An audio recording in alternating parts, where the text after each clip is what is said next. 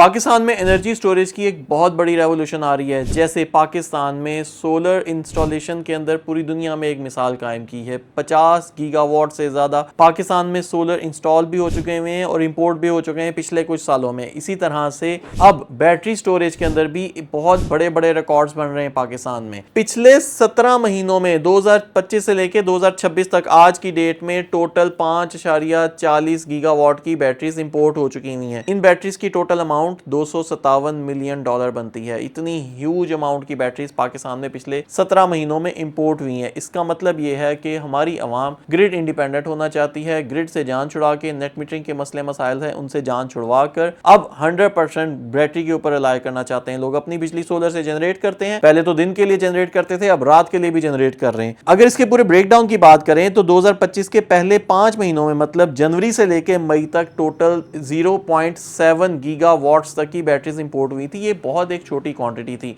2025 के पहले 6 महीनों में सिर्फ 0.7 गीगावाट की बैटरी इंपोर्ट हुई है। अगर उसके बाद दोबारा चलें तो जैसे ही जून से लेके 2025 के एंड तक आते हैं तब तक अवाम में और मार्केट में बहुत सारी खबरें चल रही थी कि नेट मीटरिंग खत्म हो जाएगी, नेट बिलिंग आ जाएगी। हुकूमत ने बहुत सारे मुतजाद बयानात दिए, सोलर के अगेंस्ट दिए। ये पता चलना शुरू हो गया था कि हुकूमत और वापडा वाले अब नेट मीटरिंग को डिस्करेज करेंगे, सोलर को डिस्करेज करेंगे, जिसका नतीजा ये निकला कि 2026 के चंद स्टार्ट के महीनों में 2.08 गीगावाट्स की बैटरी इंपोर्ट हुई। ये इजाफा तकरीबन एक साल में 188% का इजाफा है। पिछले साल मई के महीने में 0.28 गीगावाट्स की बैटरी इंपोर्ट हुई थी और इस साल 2026 में 0.8 गीगावाट्स की बैटरी सिर्फ मई के महीने में इंपोर्ट हुई है। ये तकरीबन 3 गुना का इजाफा है। बात यह है कि ये ज्यादातर बैटरीज इस्तेमाल कहां हो रही हैं। ये जो 5.4 गीगावाट्स की बैटरीज हैं ये इंडस्ट्री में भी इस्तेमाल हो रही हैं, छोटी इंडस्ट्री में भी इस्तेमाल हो रही है, बड़ी इंडस्ट्री में भी। इंडस्ट्री में आज 45 मेगावाट के